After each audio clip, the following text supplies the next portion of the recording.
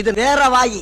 தமிழ்நாட்டில் நடந்த தேர்தலில் 234 சட்டமன்ற தொகுதிகளிலும் இந்த இரண்டு கட்சிகள் பணத்தை கொடுத்து வெற்றி பெற்றிருக்கிறார்கள்.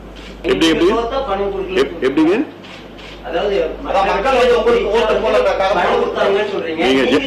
இல்ல, நீங்க ஜேர்னலிஸ்ட் தானே, வரீங்களா? இன்வெஸ்டிகேஷன் பண்ணலாமா? வாங்க, என் கூட வாங்க. ஒருத்தர் தான் பேசுங்க, ஒருத்தர் பேசுங்க. அவர்கிட்ட பேசிட்டு இருக்க, நீ பேசுங்க. இப்போ நீங்க எல்லாம் ஜேர்னலிஸ்ட் தானே, நீங்க எங்கேயுமே பணம் கொடுக்கலன்னு சொல்றீங்களா? தமிழ்நாட்டில் எங்கேயும் பணம் கொடுக்க சொல்றீங்களா? பணம் கொடுக்க சொல்றீங்களா? ஆட்சி அமைப்பது சம்பந்தமாக அகில இந்திய காங்கிரஸ் கட்சியுடைய தலைவர் அன்னை சோனியா காந்தி அவர்கள் முடிவெடுப்பார்கள். கூட்டணி கட்சி தலைவரை கலந்து முடிவெடுப்பார்கள். புதிய மாநிலத்தில் யார் சட்டமன்ற கட்சி தலைவராக வருவது என்பது முடிவு செய்வதற்காக பொறுப்பாளர் எங்கே அறுப்பார்கள். சட்டமன்ற உறுப்பினர்கள் எல்லாம் தங்களுடைய கருத்துக்களை சொல்லி, குறிப்பாக காங்கிரஸ் கட்சியில யார் சட்டமன்ற கட்சி தலைவர் என்பதை சட்டமன்ற உறுப்பினர் கருத்துக்களை கேட்டு அன்னை சோனியா காந்தி அவர்களும் தலைவர் ராகுல் காந்தி அவர்களும் முடிவு செய்வார்கள். 25 ஆண்டு காலம் ஆண்ட திராவிட முன்னேற்ற கழக ஆட்சியிலும் பலன் பெற்ற ஒரு புதிய வர்க்கம் இருக்கிறது.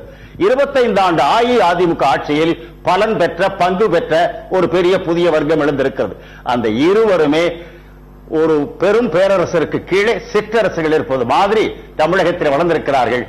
அதை உடைக்கக்கூடிய பலம் எங்களது கூட்டணிக்கு வரவில்லை. The decision of the people is the final.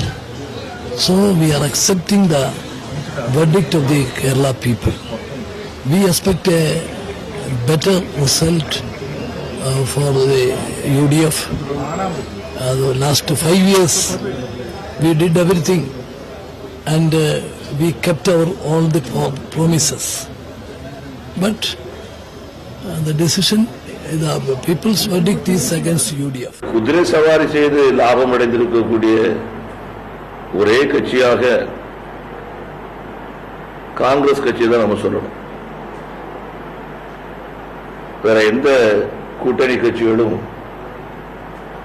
பெரிய அளவில் சொல்ல முடியாது. காங்கிரஸ் கட்சி தான் வழக்கம் போல தன்னுடைய சொந்த பலனை சொந்த காலில் நின்று நிரூபிப்பதற்கு பதிலாக திராவிட முன்னேற்ற கழகத்தோடு கூட்டணி வைத்து